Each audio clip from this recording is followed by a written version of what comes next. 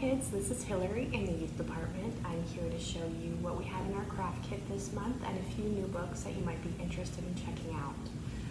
In our craft kit, we have a little box that you can decorate. It comes with some fun stickers you can stick on. You can also use the crayons that it comes with to decorate the box. And lastly, we have a fun Connect the Dots page that come in your craft kit.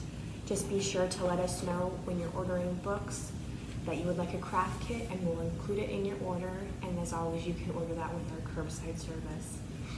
Some fun books that I picked out that you guys might like, kind of about love and friendship.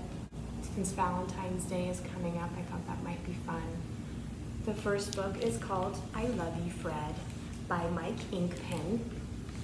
It's a really cute story about a dog named Fred, and he knows all kinds of words like sit and stay and fetch, but he doesn't know the word Fred.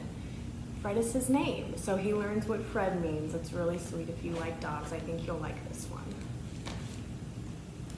Another book we have is called Grandparents. It's a sweet story about an elderly couple that still find ways to show each other how much they love one another. The other book we have is called While We Can't Hug.